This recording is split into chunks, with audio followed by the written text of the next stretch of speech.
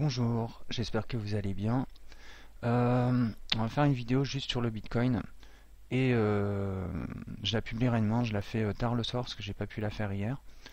Et on va voir différents scénarios. Alors évidemment là le graphique paraît hyper bordélique, mais je vais nettoyer tout ça au fur et à mesure. Vous vous souvenez, dans les vidéos précédentes, j'étais dans ce canal là en vous disant 1, 2, 3, 4 et 5 qui vont venir ici. D'accord? Ce qui serait tout à fait cohérent. Et ensuite, ce qui va nous intéresser pour l'avenir, c'est notre vague B. Pour l'instant, là, pour parler du Bitcoin, on est dans un range, d'accord, depuis 3 semaines, hein, et on voit qu'on l'a cherché une fois, on l'a retesté une deuxième fois. On fait une belle bougie là pour l'instant, mais qui est suivie d'une bougie rouge pour l'instant, mais normalement on devrait finir par le percer. Ok, on a de la divergence haussière.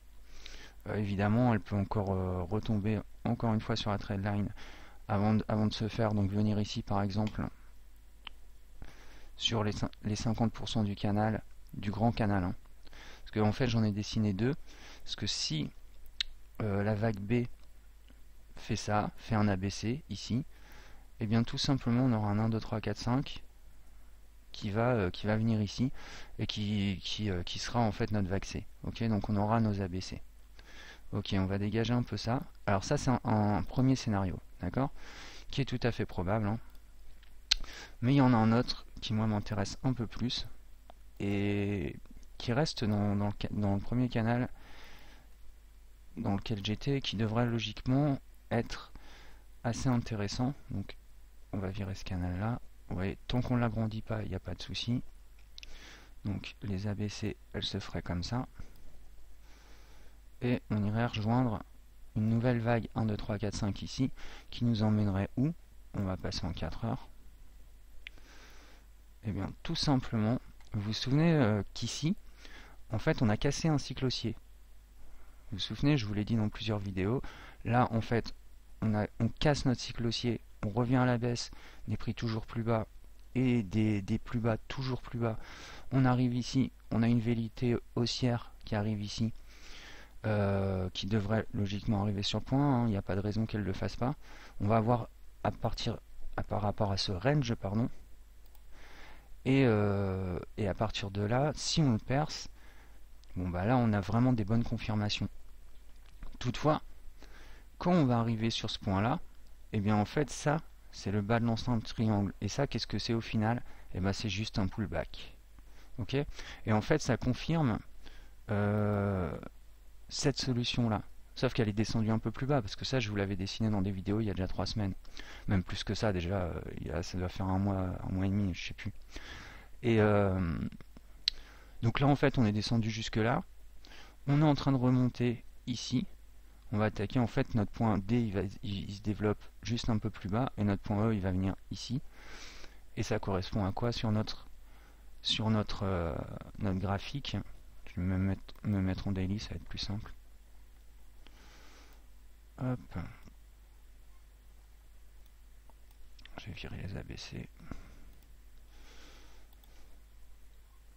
Bah, ça correspond à quoi? À un parfait pullback sur le triangle. Et là, à mon avis, on va faire notre dernière phase de volatilité qui était ici. D'accord?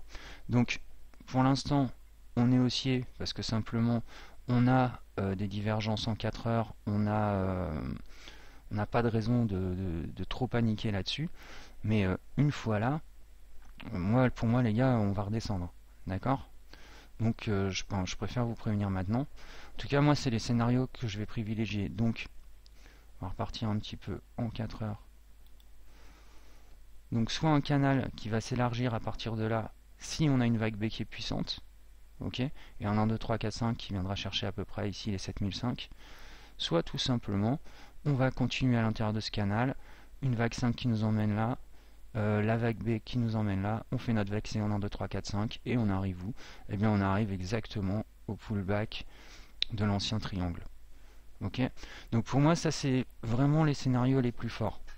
Là on voit qu'on a une divergence baissière cachée qui est excessivement forte, qui est en train de prendre tout simplement un nouvel essor de cette manière là. Ok, elle peut très bien aller un peu plus bas, hein. Là je dis ça comme ça, mais elle peut très bien être par exemple comme ça, et puis jusqu'au moment où elle arrivera en survente. D'accord? Là, on devrait faire un breakout et faire notre dernière vague, à moins qu'on échoue sur la vague B. D'accord? Donc, évidemment, ça c'est une possibilité. Et puis repartir comme ça, mais bon, je pense quand même que avec une belle divergence comme ça, on devrait quand même arriver à monter tout doucement sur le pullback. Et ensuite, bah, tout simplement, c'est le retour au short, les amis. Hmm, tout simplement. Donc, on va voir un peu ce qui se passe. On va regarder un petit peu en daily. Alors, je vais prendre un peu de recul quand même, 2 secondes.